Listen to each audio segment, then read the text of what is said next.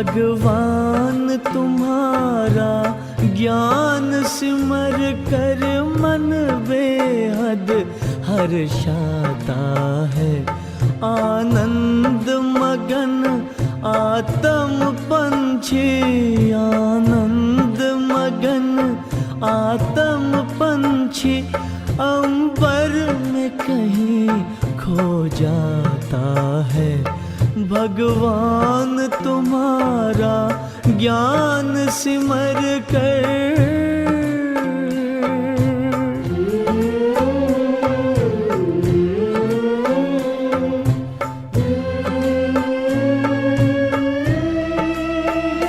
ये परम ज्ञान अब तक न पढ़ा न लिखा गया है किताबों में।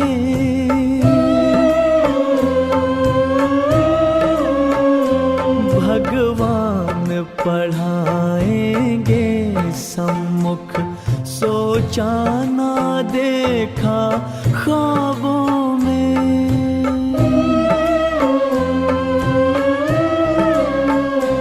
प्रभु मिलन का ये प्यारा अनुभव, प्रभु मिलन का ये प्यारा अनुभव शब्दों में कहा नहीं जाता है। भगवान तुम्हारा ज्ञान सिमर कर। ओम शांति। हम सभी बहुत भाग्यवान आत्माएं हैं। हम आत्माओं को भगवान मिला, भगवान का सर्वश्रेष्ठ ज्ञान मिला, सर्व खजानों की चाबी मिली, सब कुछ मिला। हम आत्माएं भाग्यवान ही नहीं सौभाग्यवान हैं। क्यों? क्योंकि हम प्रतिदिन भगवान की मुरली सुनते हैं, प्रतिदिन योग करते हैं और सभी धारणाओं का पालन भी करते हैं। चाहे वो खान पान की धारणा हो, चाहे वो पवित्रता की धारणा हो, हर प्रकार की धारणा को धारण करते हैं। लेकिन इसके बावजूद भी हम देखते हैं कि जो हमारा स्वरूप होना चाहिए वो नहीं है। तो ऐसा क्यों? तो पहली बात तो हमारा स्वरूप अब तक कैसे हो जाना चाहिए? हमारा स्वरूप व्यर्थ मुक्त, विघ्न मुक्त होना चाहिए। ऐसा ही स्वरूप बाबा हमारा देखना चाहते हैं और ऐसा ही स्वरूप हम भी अपना देखना चाहते हैं। लेकिन अभी तक ऐसा स्वरूप बना नहीं। तो आखिर इसका कारण क्या है? कारण बहुत स्पष्ट है। कारण है मनन शक्ति की कमी, मनन चिंतन का अभाव। जब मनन का अभाव होता है तो भले हम प्रतिदिन ज्ञान सुनते हैं, प्रतिदिन मुरली सुनते हैं, लेकिन उसके बावजूद भी आत्मा बहुत कमज़ोर रहती है, आत्मा बहुत दुर्बल रहती है, निर्बल बनी रहती है, क्योंकि मनन नहीं है। केवल ज्ञान सुनने से काम नहीं चलेगा। केवल ज्ञान सुनते हैं तो इससे आत्मा शक्तिशाली नहीं होती है। जब आत्मा कमजोर होती है तो वो परवश होती है। परवश आत्मा जो चाहे वो नहीं कर सकती। इसलिए ज्ञान सुनने के साथ साथ मनन शक्ति की बहुत बहुत आवश्यकता है। जब हम ज्ञान का मनन करते हैं तो ज्ञान एक विशाल बल बन जाता है, और ये विशाल बल आत्मा की ताकत बन जाता है, आत्मा की शक्ति बन जाता है। आत्मा शक्तिशाली बन जाती है। शक्तिशाली आत्मा जो चाहे वो कर सकती है, जो लक्ष्य निर्धारित करे वहां तक पहुंच सकती है। तो मनन हमारे लिए अनिवार्य है। जब हम मनन चिंतन करेंगे तभी हम अपना स्वरूप व्यर्थ मुक्त और विघ्न मुक्त बना सकेंगे। अब मनन आखिर क्या है?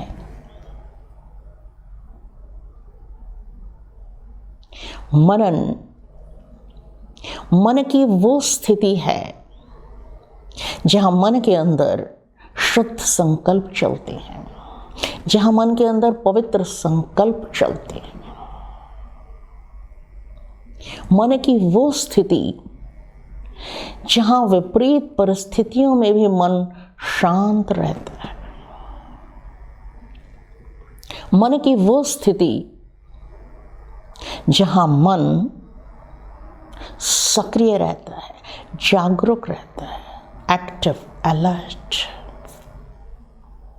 तो अगर मन की ऐसी स्थिति चल रही है तो इसका मतलब मनन चिंतन बराबर चल रहा है, मनन शक्ति है हमारे अंदर। लेकिन अगर मन कमजोर है तो मनन का अभाव है।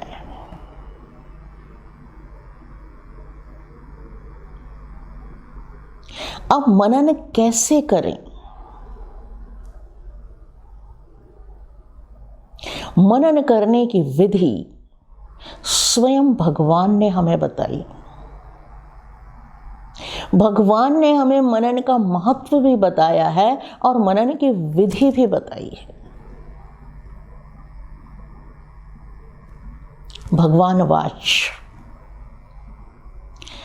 अगर ज्ञान का सिमरण चलता रहे तो हर्षित रहेंगे और माया के आकर्षण से बचे रहेंगे। ये ईश्वरी महावाक्य है। सिमरण करते रहो।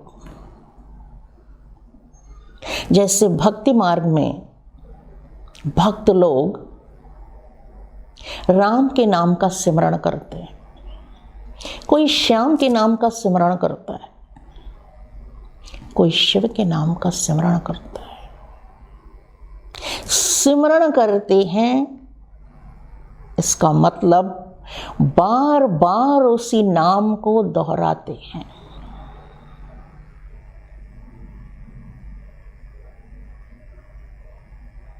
लक्ष्य रखते हैं, 1,00,000 बार राम राम कहेंगे, 1,25,00,000 बार कहेंगे, 1,25 करोड़ बार कहेंगे और कहते हैं।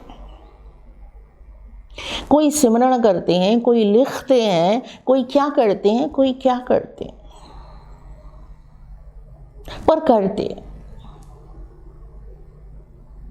हमें भी ऐसे ही ईश्वरीय महावाक्यों को बार बार दोहराना पड़ेगा। इसी को कहेंगे सिमरण। अगर सिमरण करेंगे तो हर्षित रहेंगे। अब हम देखें कि कैसे सिमरण करने से हर्षित रहते हैं।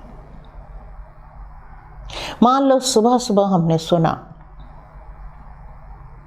बाबा ने कहा कोई गाली दे, कोई इंसल्ट करे, कोई उल्टा सुल्टा बोले, लेकिन तुम्हें कुछ भी नहीं बोलना है, तुम्हें चुप रहना है। हमने सुबह सुबह ये मंत्र अपने अंदर ले लिया। अब हम इस मंत्र का सिमरण कर रहे हैं, बार बार इसको दोहरा रहे हैं। कर्म क्षेत्र पर अचानक कोई परिस्थिति आ जाती है, अचानक कोई सामने आता है, गाली देता है, इंसल्ट करता है, उल्टा सुल्टा बोलता है, लेकिन हमारे अंदर सिमरण चल रहा है कि कोई कुछ भी करे हमें चुप रहना है। और सचमुच उस सिचुएशन में हम चुप रहते हैं।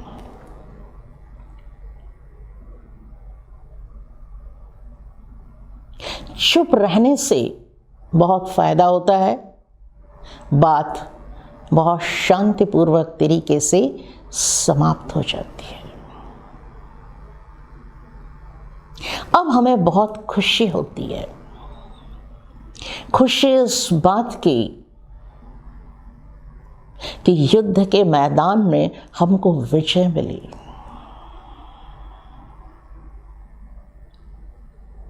इस युद्ध के मैदान में, इस कर्म क्षेत्र पर हमने ईश्वरीय डायरेक्शन के प्रमाण काम किया, श्रीमत के प्रमाण काम किया। ये सोच सोच के खुशी बढ़ती रहती है।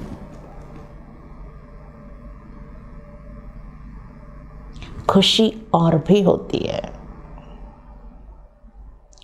जब हम भगवान की आज्ञा अनुसार काम करते हैं, तो भगवान की कृपा, भगवान की दुआ, भगवान का आशीर्वाद हमको मिलते रहते हैं।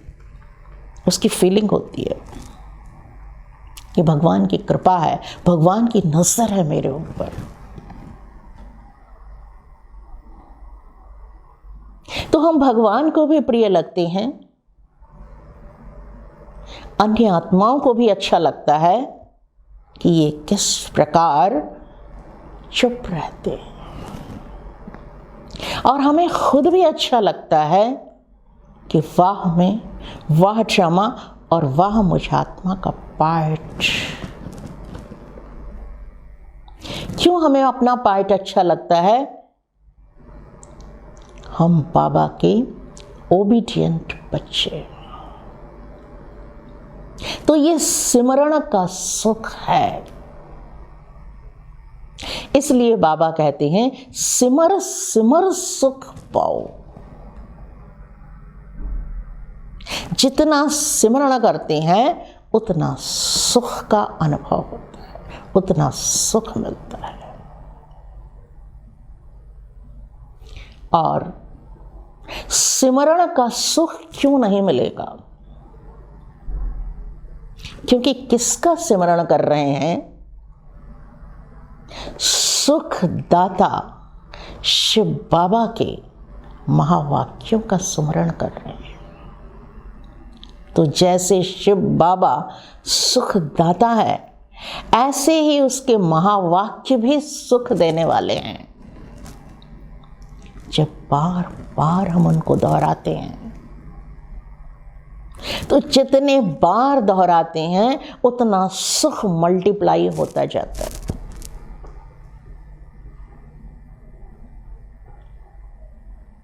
एक और महावाक्य है बाबा का, ज्ञान सभी बीमारियों को बाहर निकालता है, इसलिए ज्ञान रत्नों से खेलते रहो। एक खिलाड़ी एक ही खेल को खेलता रहता है, एक ही खेल का अभ्यास बचपन से लगा के अंत तक करता रहता है, बार बार अभ्यास करता है।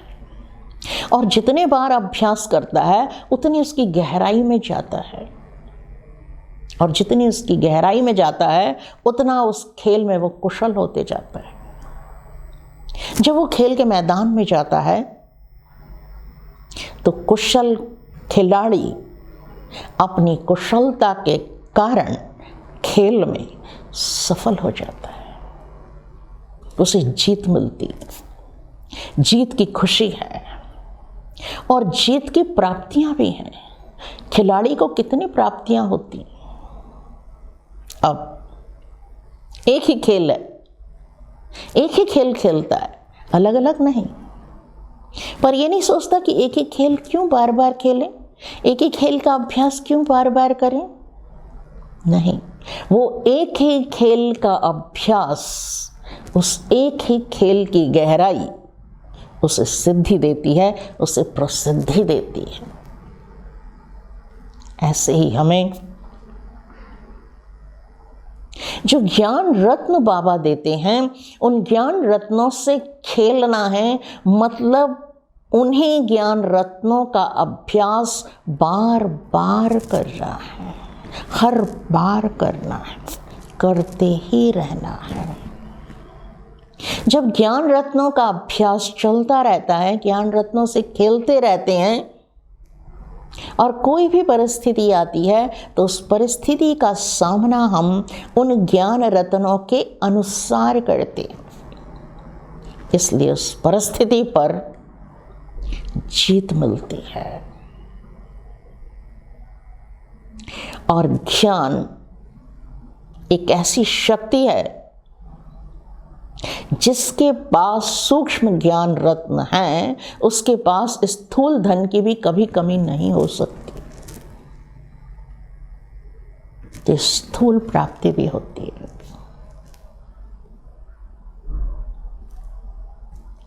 तो ज्ञान रत्नों से खेलना अर्थात एक ही ज्ञान रत्न का बार बार अभ्यास कर करके उसकी गहराई में जाना।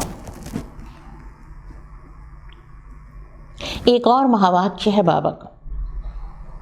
बाबा ने कहा, बाबा ने जो खजाना दिया है उसे याद में बैठ बुद्धि रूपी झोली में भरो।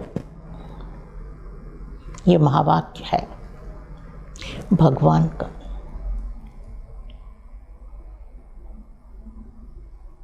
अब जब हम इस महामंत्र का जाप करते हैं, उसको रिवाइज करते हैं, जैसे ही महामंत्र का जाप करते हैं तो पहली बार ये बात हमारे दिमाग में जाती है, हम फिर इसका जाप करते हैं। जब दूसरी बार इसका जाप करते हैं तो ये हमारे दिल तक जाती है, और जब तीसरी बार इस महामंत्र का जाप करते हैं तो ये महामंत्र हमारी बुद्धि रूपी झोली में चला जाता है।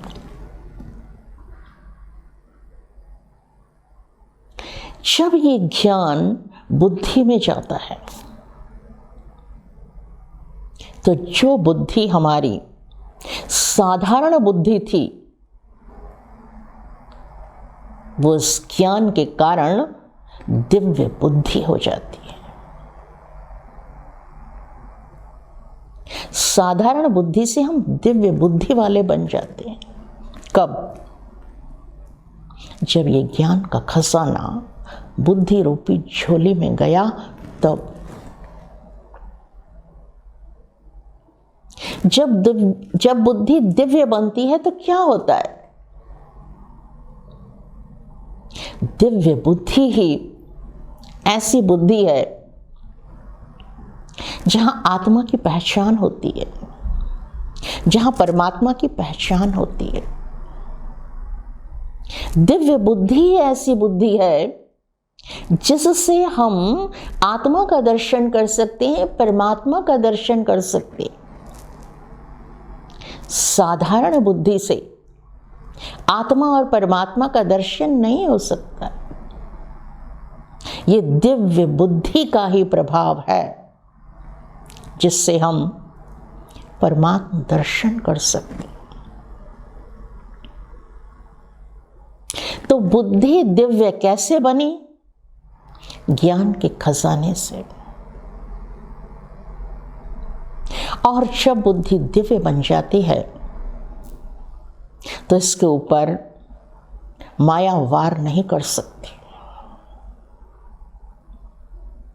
माया सबसे पहले पहले बुद्धि पर ही वार करती है, और माया का वार व्यर्थ संकल्पों के वाण के रूप में होता है। लेकिन अगर बुद्धि दिव्य है तो माया के ये व्यर्थ संकल्पों का वाण कुछ भी नहीं कर सकता।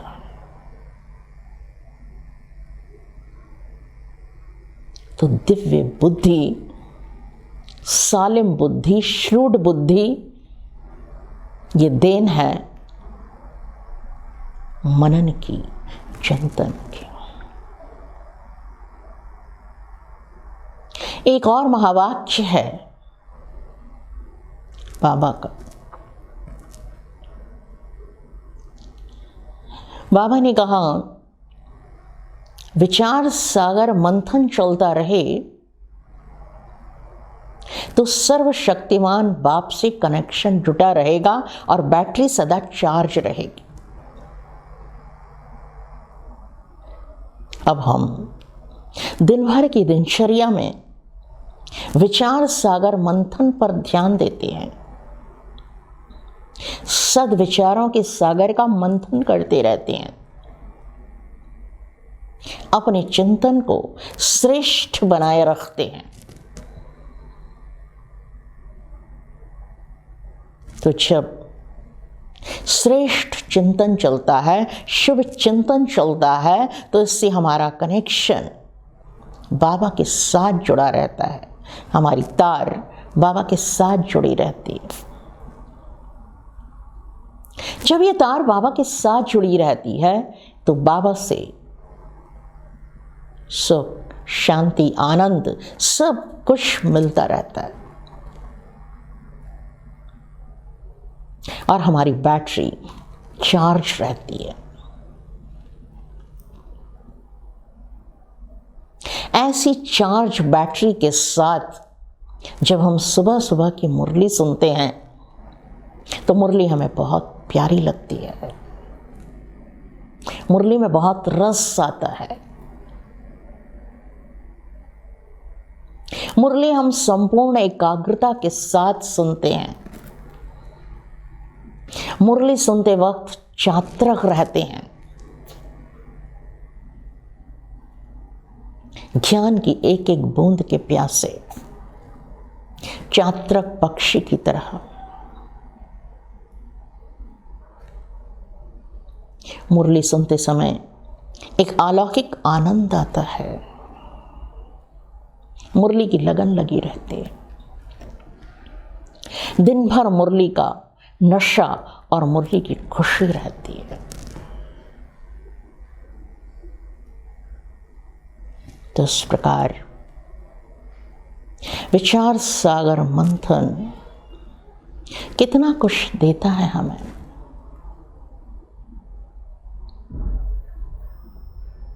तो मनन शक्ति बहुत बड़ी शक्ति है। मनन शक्ति एक ऐसी औषधि है जो आत्मा को शक्तिशाली बना रही है, जो हमारी आत्मिक शक्ति को बढ़ा रही है, जो हमारी विल पावर को स्ट्रॉन्ग कर रही है। इस मनन से सत्यता और पवित्रता जैसे दैवी गुण अंदर समा जाते हैं, और जब ये सत्यता पवित्रता अंदर समा जाती है तो ये बाहर भी दिखाई देती है। अमेरिका के राष्ट्रपति अब्राहम लिंकन, उनके साथ एक बार ऐसे हुआ कि एक व्यक्ति उनके पास एक केस लेकर आया और उसने अपने केस को विस्तार से उनको बताया। उन्होंने बहुत अच्छी तरह उस केस का अध्ययन भी किया, लेकिन अध्ययन करने के बाद उन्होंने कहा कि मैं इस केस को नहीं लड़ सकता। उस व्यक्ति ने कहा, क्यों? मैं बहुत आश लेकर आपके पास आया हूं, बड़ी उम्मीदों से आया हूं, आप इस केस को स्वीकार करें। उन्होंने कहा कानूनन दृष्टि से तो इस केस को लड़ा भी जा सकता है और जीता भी जा सकता है, लेकिन अगर सच्चाई की दृष्टि से देखें तो ये केस छोटा है, इसको जीत नहीं सकते। लेकिन फिर भी उस व्यक्ति ने बहुत आग्रह किया। जब उसने बहुत आग्रह किया कि नहीं, मैं निराश हो जाऊंगा अगर आप ये केस स्वीकार नहीं करेंगे तो उन्होंने कहा देखो, अगर मैं इस केस को लड़ा और इस केस के लिए जब मैं न्यायालय में जाके कुछ बोलूंगा तो मेरे अंदर से एक आवाज आएगी, लिंकन तुम झूठ बोल रहे हो।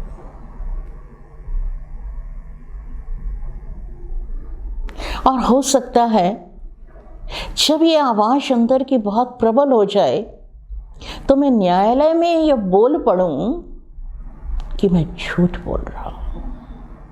उस स्थिति में क्या होगा?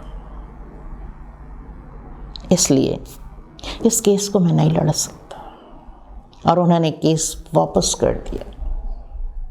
ये उस समय की बात है जब वो वकालत करते थे। सत्यता जब अंदर समा जाती है तो बाहर भी उसका रूप दिखाई देता है। हम ब्रह्मा बाबा को देखें।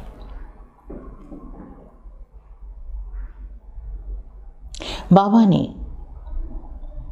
मन वचन कर्म से ये व्रत लिया था, पवित्र रहना है। और इसी पवित्रता के कारण ही कितने हंगामे हुए। जो भी स्ट्राइक, धरना, पैकेटिंग, लाखा भवन में आग लगाई गई, सब का कारण एक ही था कि बाबा जो पवित्रता की बात कहते थे उसके कारण ही इतना विरोध चला। जब इतना विरोध चल रहा था तो वहां के कलेक्टर ने कहा कि बाबा आप बहुत अच्छे हैं, आपका सत्संग भी बहुत अच्छा है और आप बहुत अच्छा काम कर रहे हैं। बस आप ये पवित्रता की बात हटा दें अपने सत्संग से तो सब कुछ ठीक हो जाएगा, फिर आपका कोई विरोध नहीं करेगा। ब्रह्मा बाबा ने कहा ये मैं नहीं कर सकता। उन्होंने कहा पवित्र रहने की बात भगवान ने कही है कि पवित्र रहना है और सबको पवित्रता का संदेश देना है। तो मैं इस बात को कैसे हटा सकता हूं? ब्रह्मा बाबा दृढ़ थे अपने पवित्रता के व्रत में और उन्होंने पवित्रता की बात कही और कहते रहे। मातेश्वरी को देखें हम। मातेश्वरी को कोर्ट में जाना पड़ा।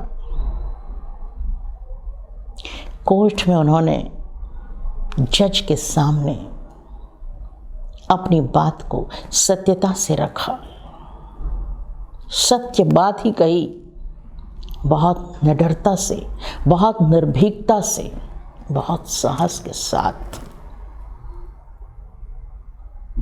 और क्या हुआ? सत्यमेव जयते। आखिर सत्य की विजय हुई। जो भी फैसला था वो मातेश्वरी के पक्ष में हुआ।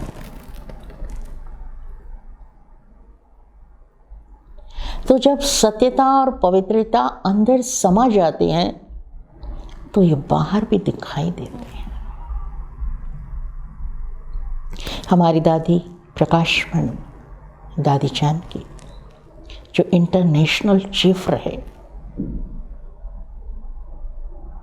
भरी सभा के अंदर कहा करते थे कि हमने जीवन में कभी झूठ नहीं बोला, और लोगों ने उनके जीवन को देखा कि जो वो बोल रहे हैं वो सही है। इंटरनेशनल चीफ, इतना बड़ा कारोबार, देश विदेश को संभालना, लेकिन उसके बाद भी व्रत पक्का था, सत्य बोलना है।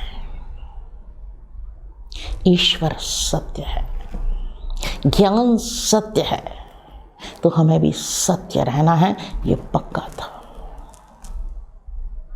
और उसी सत्यता की शक्ति का प्रभाव था जो लोग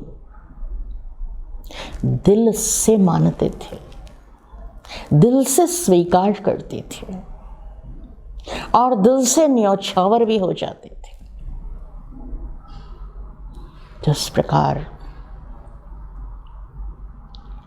मनन शक्ति का बहुत महत्व है, तो मनन का महत्व और मनन की विधि ये स्वयं भगवान ने हमें बता रखी है। मनन कोई बहुत कठिन बात नहीं है, बहुत सरल है। बस भगवान ने जो मंत्र दिए हैं उनका जाप करना है, उनका अजपा जाप करना है। ये जाप चलता रहे।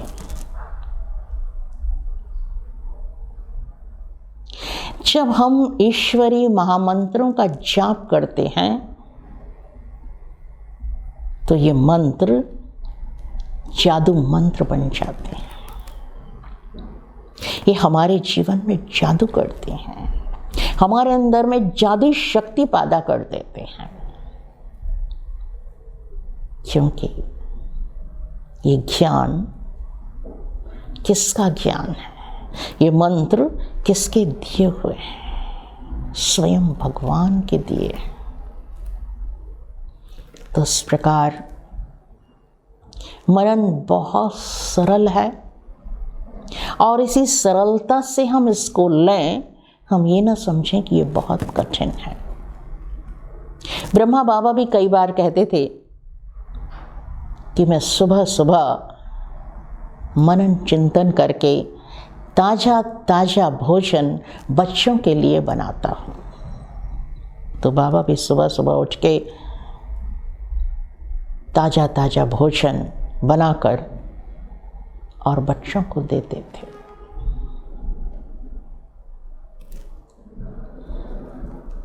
तो इस प्रकार मनन को हम अपनी दिनचर्या में उसी तरह से शामिल करें जैसे हमने मुरली सुनने को, योग को और धारणाओं को शामिल किया है। अब हम देखेंगे कि मनन के अनेकों नेक फायदे हैं। पहली बात, मनन करने से स्वमान का भान होता है, स्वमान जागृत होते हैं। और जब हम स्वमान में रहते हैं तो हीन भावना खत्म हो जाती है। किसी योग्य व्यक्ति को देखा, किसी पोस्ट पोजीशन वाले को देखा, तो उसको देखकर ये नहीं लगता है कि हम कोई कम है, बल्कि देखकर लगता है कि हम बहुत भाग्यवान हैं। कम से कम हमने भगवान को तो पहचाना, हम भगवान से तो मिल रहे हैं, तो हमारा पद कितना अच्छा है, हमारी पोजीशन कितनी अच्छी है। तो इस प्रकार स्वमान जागृत रहता है आत्मविश्वास बढ़ता है। ये काम कर सकेंगे, नहीं कर सकेंगे, हो पाएगा, नहीं हो पाएगा। कईयों को ये भी द्वंद्व चलता रहता है, ज्ञान में चल पाएंगे, नहीं चल पाएंगे, योग कर पाएंगे, नहीं कर पाएंगे, योगी बनेंगे, नहीं बनेंगे। बहुत द्वंद्व चलते रहता है। भगवान हमारे साथ है, हम सब कुछ कर सकते हैं, कुछ भी असंभव नहीं है। ये दिल से निकलता है, आत्मविश्वास बढ़ जाता है, विघ्न मुक्त बन जाते हैं। जब ईश्वरीय नशे में, ईश्वरीय खुशी में रहते हैं, तो विघ्नों को ऐसे उड़ा देते हैं जैसे कोई रुई को फूंक मार के उड़ा देता है। और जब ऐसी विघ्न मुक्त स्थिति होती है तो हमें खुद को देख के बहुत अच्छा लगता है और हमें ऐसा लगता है कि 84 जन्म में ये हमारा सबसे श्रेष्ठ जन्म है, सबसे अच्छा जन्म है। सारे कल्प में ये हमारी डायमंड स्टेज है। व्यर्थ मुक्त बन जाते हैं। व्यर्थ संकल्प जो ब्राह्मणों के लिए सबसे बड़ी माया है। बाबा भी कहते हैं कि अभी ब्राह्मणों को कोई विकारी संकल्प नहीं आते, कोई और संकल्प नहीं आते हैं, लेकिन व्यर्थ का प्रभाव बहुत है। और इस व्यर्थ के प्रभाव के कारण हम जो पुरुषार्थ करना चाहते हैं वो नहीं कर पा रहे। सबसे बड़ा विघ्न है हमारे सामने व्यर्थ। लेकिन मनन से हमारे संकल्पों में समर्थी आ जाती है, हमारे संकल्पों में शक्ति आ जाती है, हमारे संकल्पों में शुद्धि आ जाती है, हमारे संकल्प शुभ हो जाते हैं।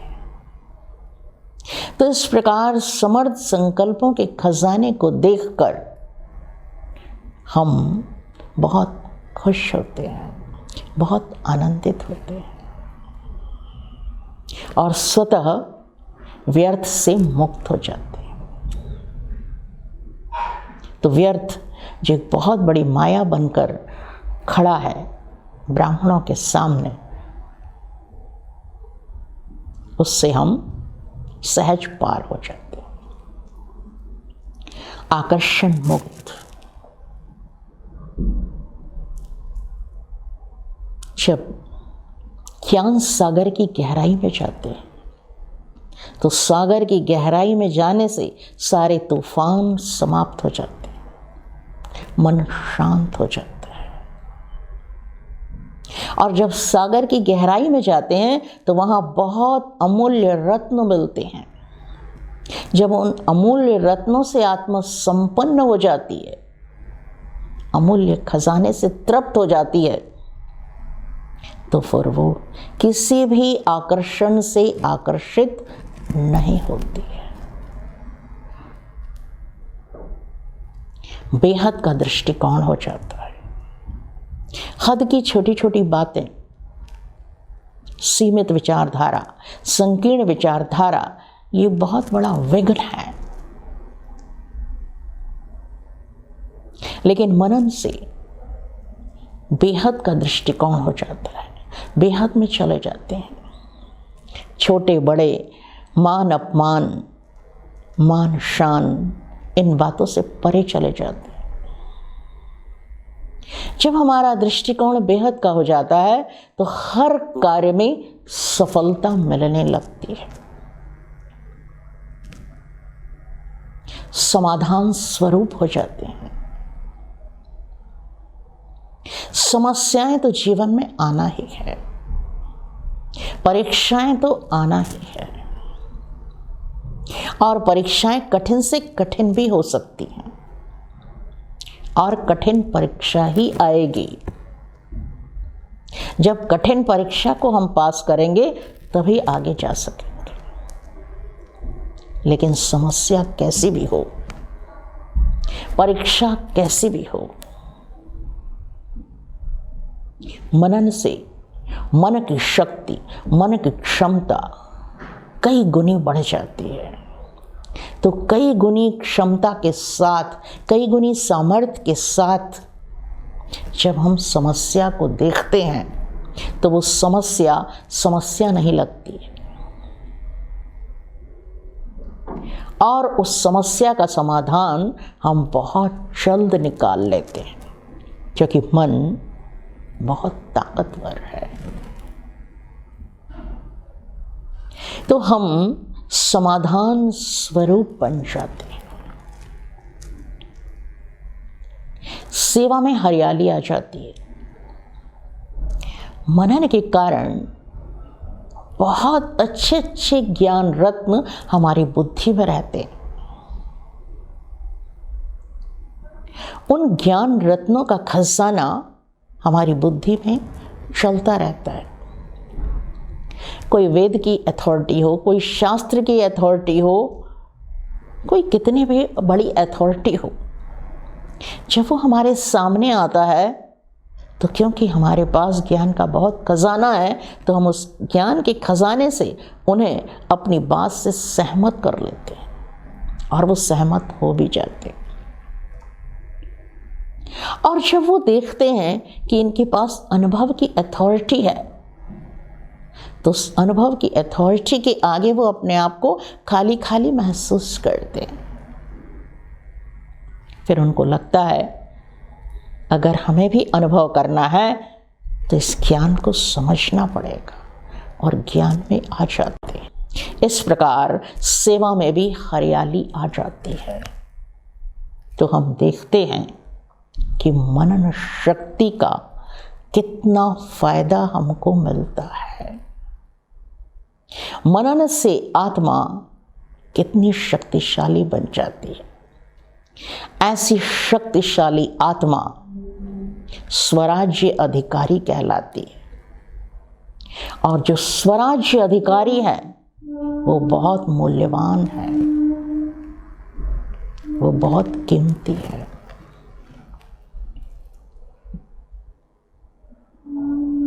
स्वराज्य अधिकारी जो है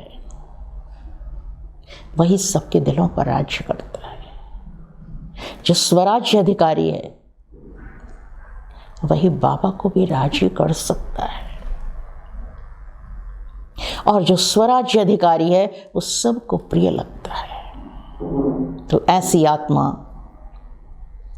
कितनी मूल्यवान रत्न है।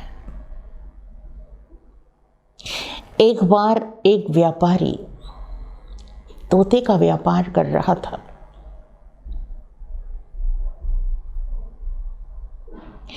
तोता खरीदने के लिए बहुत सारे लोग आ रहे थे।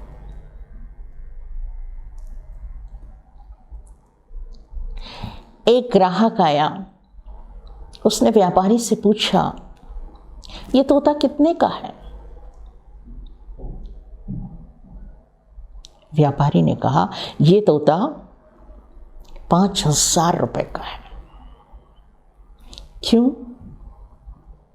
उसने कहा, ये तोता अपनी चोंच से अंग्रेजी में टाइप करता है, इसलिए इसकी कीमत 5,000 रुपये है।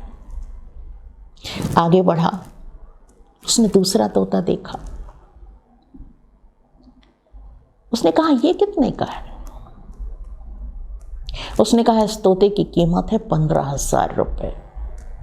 क्यों? उसने कहा, ये तोता 3 भाषाएं जानता है और 3 भाषाओं में बोलता है। फिर आगे चला, उसने कहा, ये तोता, इसकी कीमत कितनी है?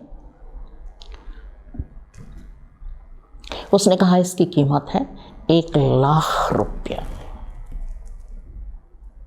इतना महंगा? उसने कहा ये तोता क्या करता है? उसने कहा ये तोता क्या करता है ये मुझे नहीं मालूम, पर इसको चेयरमैन कहते हैं। और इस तोते की ये विशेषता है कि जब ये इशारा करता है तब बाकी तोते काम करते हैं। सारे तोते इसके इशारों पर काम करते हैं। अगर ये इशारा नहीं करेगा तो कोई तोता कुछ काम नहीं करेगा। जब ये तोता इशारा करेगा तो अंग्रेजी में टाइप होगा। जब ये तोता इशारा करेगा तो 3 भाषाएं बोलेगा। तो इसके इशारे पे सारा काम चलता है, इसलिए ये तोता सबसे ज़्यादा कीमती है। तो जो स्वराज्य अधिकारी हैं वो सबसे ज़्यादा कीमती रत्न है, क्योंकि वो स्व के परिवर्तन से विश्व का परिवर्तन करते हैं। वो स्व के राज्य से लोगों के दिलों पर राज्य करते हैं। तो मनन हमें स्वराज्य अधिकारी बनाता है,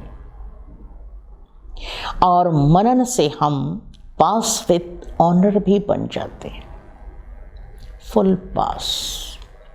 जो ज्ञान में पास है वो सभी विषयों में पास हो जाता है, क्योंकि अगर बुद्धि में ज्ञान है तो ज्ञान का स्वरूप बनेंगे। ज्ञान का स्वरूप बनेंगे तो बनेंगे, लेकिन योग की लगन भी बढ़ेगी, योग में भी मगन रहेंगे। धारणा से संपन्न बनेंगे और सेवा में तो हरियाली आएगी ज्ञान की वजह से। तो अगर ज्ञान में पास तो सब में पास, फुल पास। बाबा ने वतन में एक दृश्य दिखाया। उस दृश्य में दिखाया कि हीरे रखे हुए हैं, लेकिन एक हीरा बहुत चमकदार है, उससे बहुत चमकीली किरणें निकल रही हैं।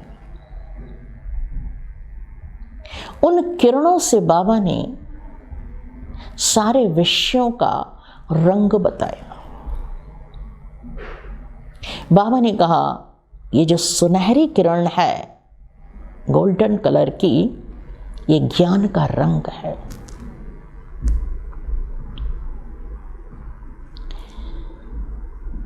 फिर योग का रंग,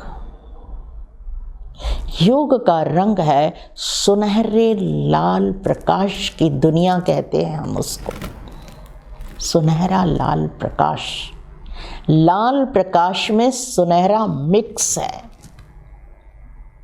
योग का रंग जो लाल है उसमें ज्ञान का रंग मिला हुआ है, इसलिए सुनहरा लाल प्रकाश कहते हैं। धारणा का रंग सफेद दिखाया, लेकिन बाबा ने कहा कि जैसे चांदनी की जो रोशनी होती है वो सफ़ेद दूधिया रोशनी होती है, लेकिन उसमें अगर हल्का पीला रंग मिला दें तो उसका सौंदर्य कितना अच्छा होता है। उसी प्रकार से धारणा के सफ़ेद रंग में भी ज्ञान का सुनहरा रंग मिला हुआ है। फिर बाबा ने कहा सेवा के हरे रंग में, उसमें भी हल्का पीला अर्थात सुनहरा रंग मिला हुआ है। सेवा में भी ज्ञान का रंग मिला है। तो बाबा ने दिखाया कि ज्ञान का सुनहरा रंग योग के लाल रंग में भी मिला है, धारणा के सफ़ेद रंग में भी मिला है, और सेवा के हरे रंग में भी मिला हुआ है। तो बाबा ने ज्ञान के महत्व को बताया कि ज्ञान कितना महत्वपूर्ण है। अगर ज्ञानी बनेंगे तो योगी भी बन जाएंगे, अगर ज्ञानी बनेंगे तो धारणा मूर्त भी बन जाएंगे, और अगर ज्ञानी भी बनेंगे तो सेवाधारी भी बन जाएंगे। हर सब्जेक्ट में फुल पास विथ ऑनर। तो इस प्रकार मनन शक्ति के महत्व को स्वयं भगवान ने बताया है, और अब हम मनन के द्वारा अपने उस स्वरूप तक पहुँचें जिस स्वरूप की आज बहुत आवश्यकता है। आज वर्तमान समय की ये आवश्यकता है कि हम अपने स्वरूप को व्यर्थ मुक्त और विघ्न मुक्त बनाएं। जब हम अपने स्वरूप को समर्थ बनाएंगे, विघ्न विनाशक बनाएंगे, तभी लोगों के दुख दर्द को समझकर उनके दुख दर्द को दूर कर सकेंगे। जब हम विघ्न विनाशक बनेंगे, तभी लोगों के सामने जो इतने विघ्न हैं, उनके विघ्नों का विनाश कर पाएंगे। तो अब इस स्वरूप की आवश्यकता है। इसलिए इस बार बाबा ने कहा कि व्यर्थ से मुक्ति दिवस मनाओ, डेट फिक्स करो। तो हम सभी ऐसा पुरुषार्थ करें कि हम अपना वो स्वरूप बना लें जो बाबा चाहते हैं, बहुत जल्दी, अभी नहीं तो कभी नहीं। तो अभी हम मनन चिंतन के बारे में विचार कर रहे थे। अब हम थोड़ा विचार कन्याओं के बारे में भी करेंगे। हम सभी कन्याओं को अच्छे संस्कार देने के निमित्त हैं, और हम सभी की शुभेच्छा है कि ये बहुत अच्छे बने, इतने अच्छे बने जो शिव बाबा के कार्य में सहयोगी बने, शिव बाबा के कार्य में उपयोगी बने। इसके लिए हमें खुद भी बहुत त्याग करना पड़ेगा, बहुत तपस्या करना पड़ेगी, वैराग्य वृत्ति को धारण करना पड़ेगा। जैसा कर मैं करूंगी, मुझे देखकर और करेंगे। और जो घर में छोटे होते हैं उन पर बड़ों का बहुत अधिक प्रभाव पड़ता है। वो बड़ों का ही अनुसरण करते हैं, बड़ों का ही अनुकरण करते हैं, उन्हीं के अनुसार काम करते हैं। कोई बात सुनने से उसका प्रभाव नहीं पड़ता, कोई बात बोलने से प्रभाव नहीं पड़ता, कोई बात पढ़ने से प्रभाव नहीं पड़ता, लेकिन जो बात इंसान आंखों से देखता है उसकी एक गहरी छाप उसके अंदर पड़ जाती है। तो जब वो हमको देखते हैं कुछ भी करते हुए, कुछ भी बोलते हुए, तो उसकी एक गहरी छाप उनके अंदर जा रही है, और फिर उसी के अनुसार वो काम करते हैं। और बचपन का समय ही ऐसा समय है जहाँ पर पूरे जीवन की फाउंडेशन है, नींव है। इस नींव में जो डाला जाएगा वही आगे काम देगा। अगर इस नींव में अच्छे संस्कार, अच्छे गुण, अच्छी आदतें, अच्छी बातें डाली जाएंगी तो वही आगे काम देती रहेंगी। इसलिए बचपन का समय बहुत महत्वपूर्ण होता है, और बचपन में जो बात सीख जाते हैं वो बहुत जल्दी सीखते हैं, और बचपन की बात बहुत स्थायी होती है, हमेशा चलती है, कभी भी नहीं भूलती है। तो इस बचपन में हमें बहुत कुछ देना है, तो उसके लिए त्याग का पहला कदम मुझे उठाना पड़ेगा। जो हम उनको देना चाहते हैं, जैसा हम उनको देखना चाहते हैं, पहले वो सब बातें मुझे अपने अंदर लानी पड़ेंगी। ये मेहनत हमें करनी पड़ेगी। जब तक हम ये मेहनत नहीं करेंगे, हम वहां तक नहीं पहुंच सकेंगे। और अगर हम स्वयं पर ध्यान देते हैं, स्वयं में सारी अच्छी बातों को लाते हैं, तो हमें कुछ कहने की ज़रूरत नहीं, कुछ सुनने की ज़रूरत नहीं, अपने आप सारी अच्छी बातें ट्रांसफ़र हो जाती हैं। तो हमारा बहुत उत्तरदायित्व है, हमारा कर्तव्य है, हमारी ड्यूटी है, हमारा फर्ज है ये सब करना। कब? जबकि हम इन आत्माओं के निमित्त हैं। एक बार एक राज्य में अकाल पड़ा, लोग भूख से व्याकुल होने लगे, लोग भूख से मरने लगे। वहां पर एक साहूकार था, उसके मन में आया क्यों ना मैं रोटियां बनाऊं और रोटियां बनाकर बच्चों को खिलाऊं। और वो रोज़ रोटियां बनाता और बच्चों के लिए लेकर जाता और बच्चों को देता। रोटियां कोई छोटी होती, कोई बड़ी होती, ऐसा होता ही है, सभी रोटी एक जैसी नहीं होती है। तो जो बच्चे आते वो बहुत धक्का मुक्की करते। हर बच्चे को ये लगता कि हम सबसे पहले जाएं और सबसे बड़ी रोटी लेकर चले जाएं, इसलिए बहुत धक्का मुक्की करते आगे जाने के लिए, बड़ी रोटी लेने के लिए। वो साहूकार रोज ये दृश्य देखता,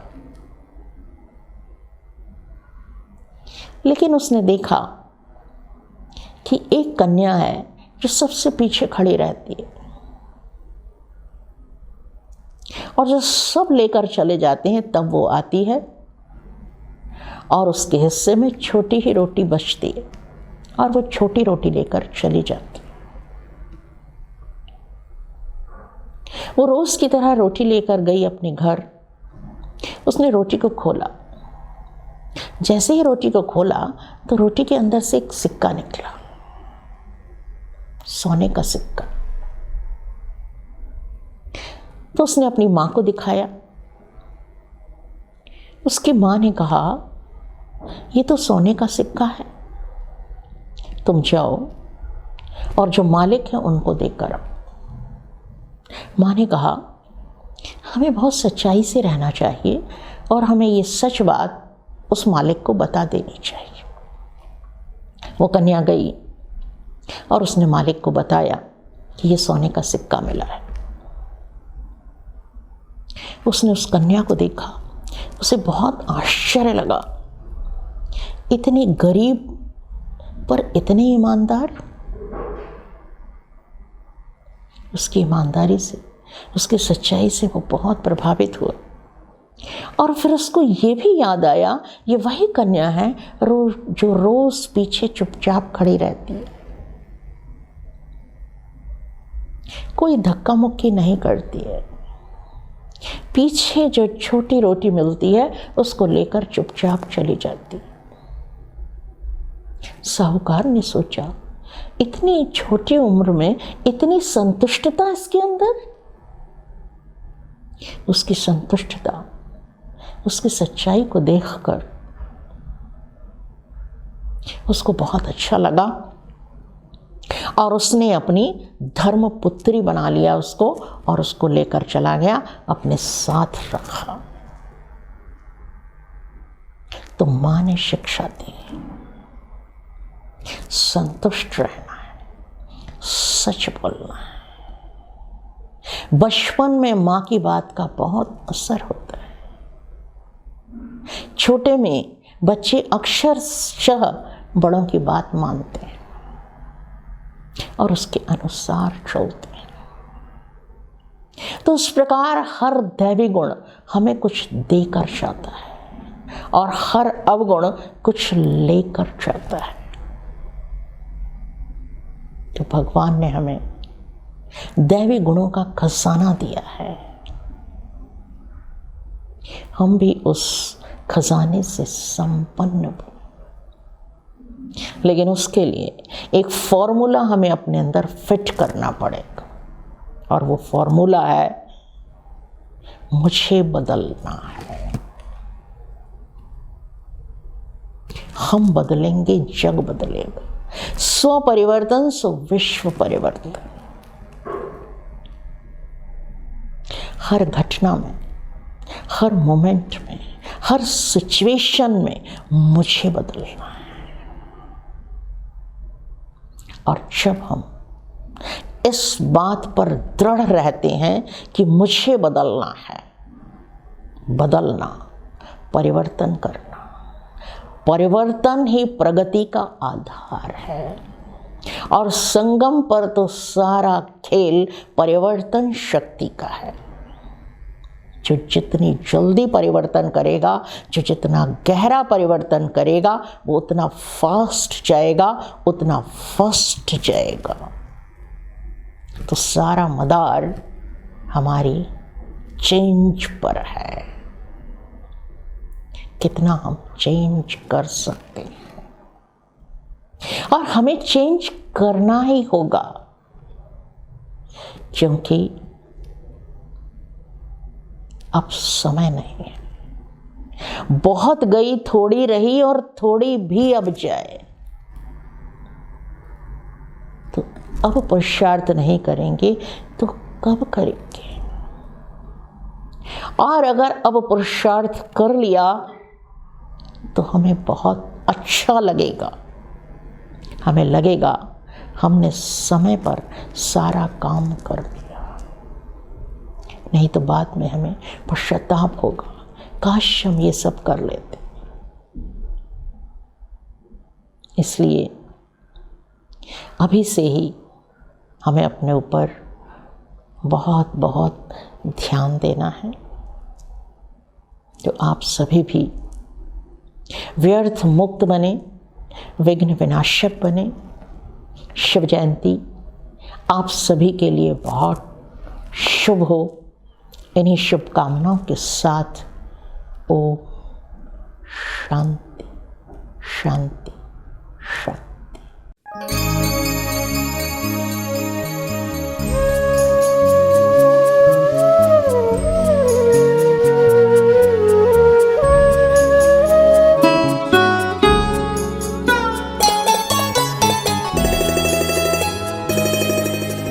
जीवन के दाता, सांसों के स्वामी, ये नैया की पतवार तुमको है अर्पण।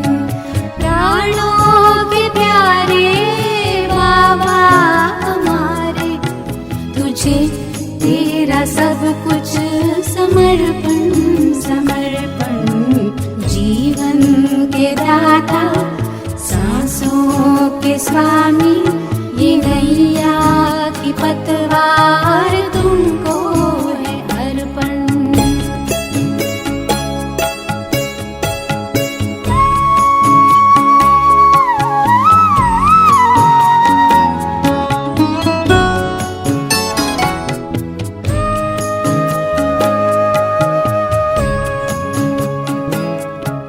सदा के साथी, सच्चे सहारे, तेरे थे, तेरे हैं, तेरे ही रहेंगे। तुम्हारी ही श्रीमत पे चलते रहेंगे। कहेंगे जो भी हम वो करते रहेंगे। दिल के दिलाराम, दिल से हम कहते, दिलों जान से बाबा तुझ पे है अर्पण। प्राणों के प्यारे बाबा हमारे, तुझे तेरा सब कुछ समर्पण समर्पण। जीवन के दाता, सांसों के स्वामी, ये नैया की पतवार तुमको है अर्पण।